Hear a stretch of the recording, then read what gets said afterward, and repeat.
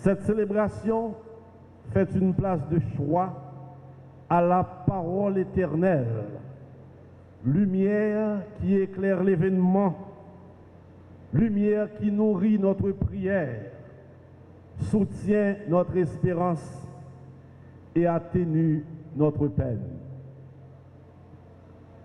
Nous sommes donc venus, comme Jésus l'a demandé au soir du jeudi saint, offrir en mémoire le sacrifice rédempteur pour le salut de l'âme de Maître Antoine Joseph Gérard Goug. Par nos chants, par nos prières et avec l'hostie sur la patène, nous faisons au Dieu, Maître de la vie, l'offrande de la longue vie de cet homme, vie vécue en plénitude, vie dont on peinerait à énumérer les éléments constitutifs pour les présenter au Seigneur. En fait, le Seigneur les connaît mieux que nous. N'est-il pas le Créateur, le dispensateur des dons, celui qui sonde les reins et les cœurs? En réalité, la démarche de notre communauté rassemblée ce matin est une démarche à composantes diverses. Nous nous limiterons aux dimensions d'hommage, de partage de peine, d'action de grâce à Dieu et finalement de demande d'un verdict favorable marqué au coin d'indulgence et de miséricorde de la part du juste juge. Aussi, chers et frères, ne serait-ce qu'à titre de témoignage, dans le concert des interventions diverses mais positivement concordantes, nous voulons mettre un accent particulier sur le fait que Maître Goug était un grand croyant.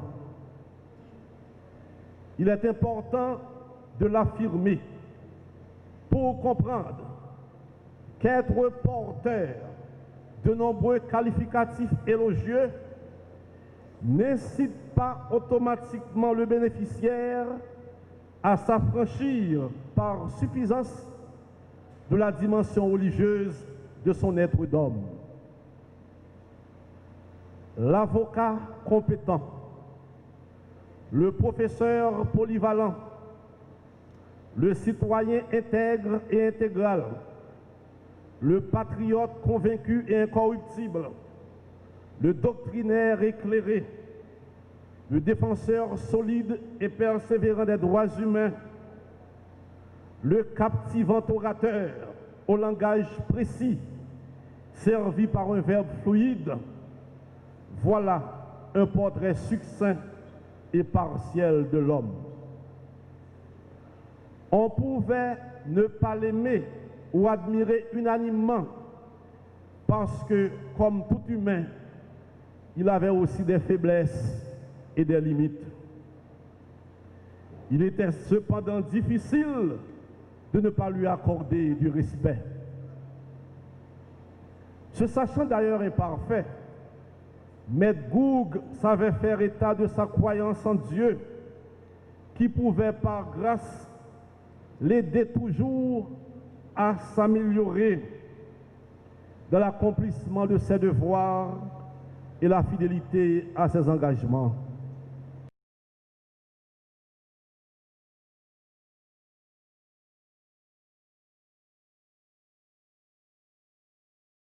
J'avais 5 ans lorsque, la première fois, il m'a appelé Timette et il m'a dit, Didier, répète, je demande la parole.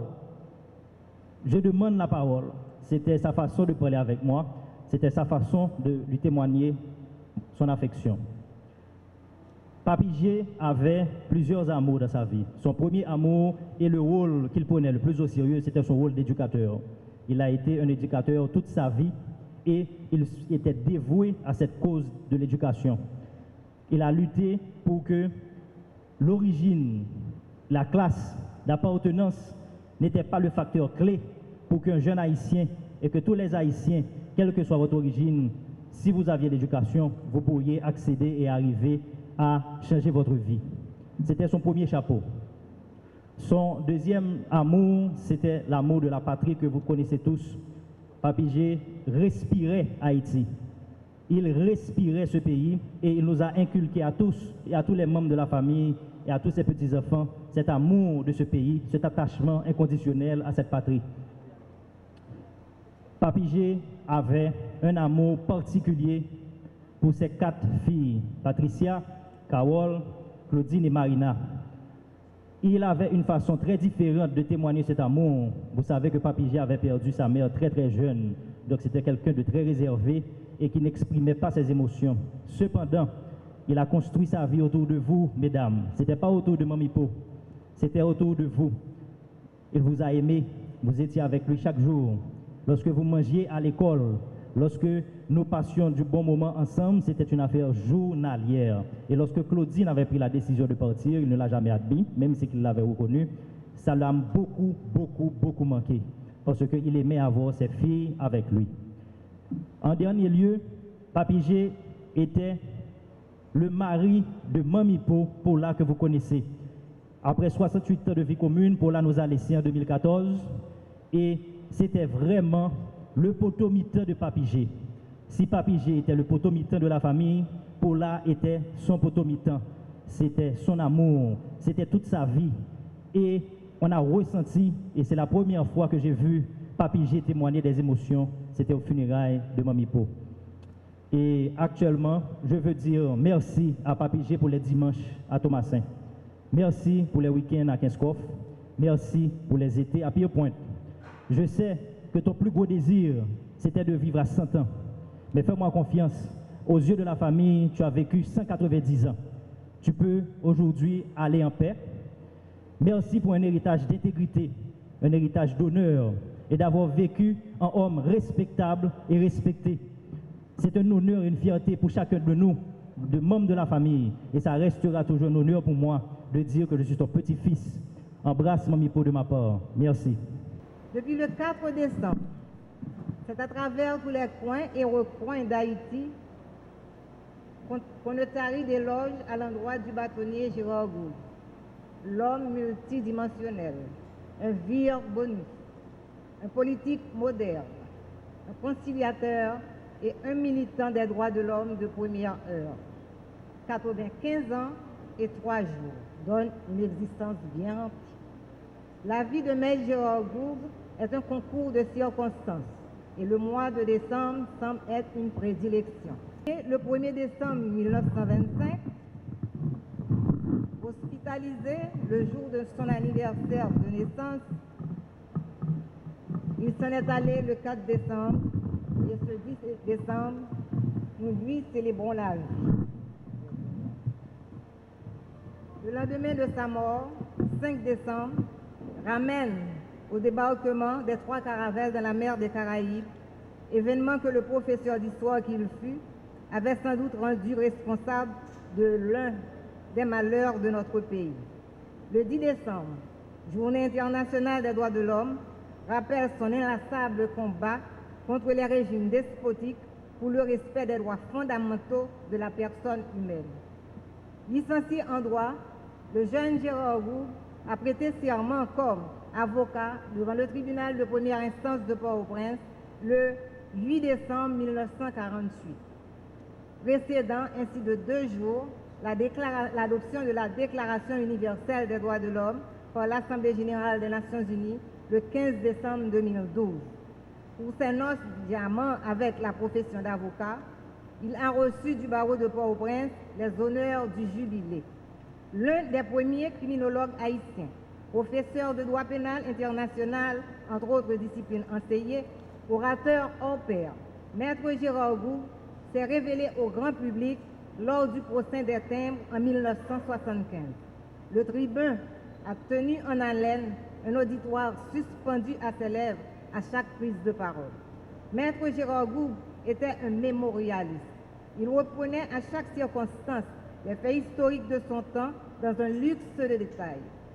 Il était difficile, sinon impossible, de le retrouver dans une conversation sur la profession d'avocat ou dans d'autres sujets sans qu'il ait à parapher le bâtonnier Raymond Poincaré du barreau de Paris qui postulait la responsabilité ordinaire.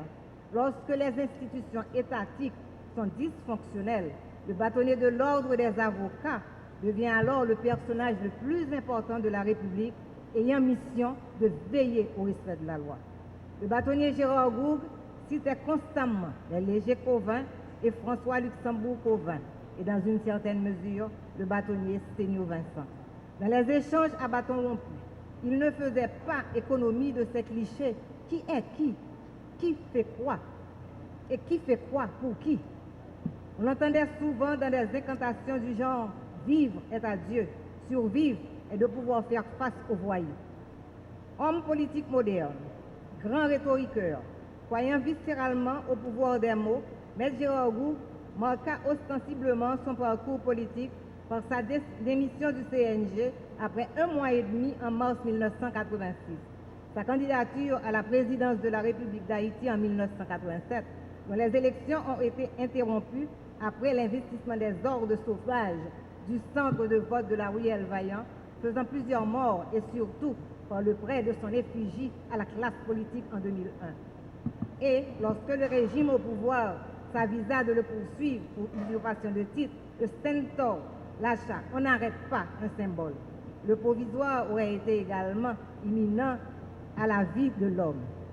On se rappelle bien qu'au moment de prendre les rênes du barreau de Port-au-Prince en octobre 2006, devenant ainsi le 54e bâtonnier, M. Gérard Gourgue s'exclama « Finalement, j'ai un destin provisoire ». Il fit donc référence à ses expériences au Conseil national du gouvernement, CNG, mais également à sa présidence provisoire symbolique de la République. Avec les avocats, il a réussi son intérim. Le barreau de Port-au-Prince est redevable du bâtonnier intérimaire d'avoir, dans environ 8 mois, ramené le calme dans la famille et rétabli la cohésion entre les avocats.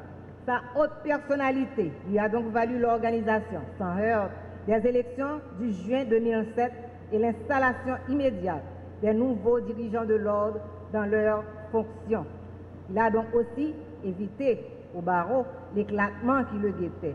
Je m'en voudrais de ne pas rappeler à cet hôtel que c'est avec l'une des urnes du centre de vote de la Ruelle Vaillant, dont on a en mémoire le massacre des électeurs, que le bâtonnier intérimaire Gérard Gourgue avait réalisé le scrutin.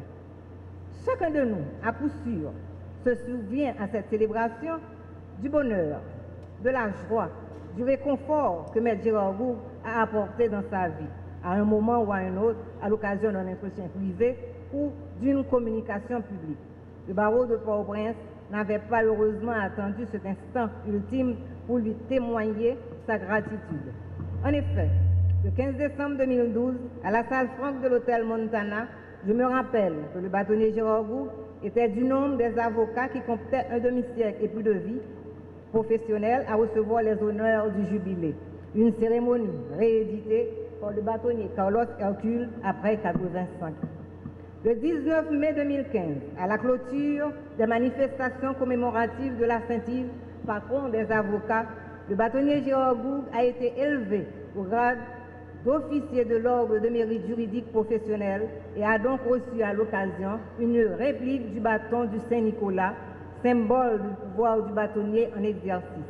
Le 1er décembre de la même année, le nouveau bâtonnier, M. Stanley Gaston, avait également décidé d'honorer M. Gérard Gourgue le jour de son anniversaire de naissance.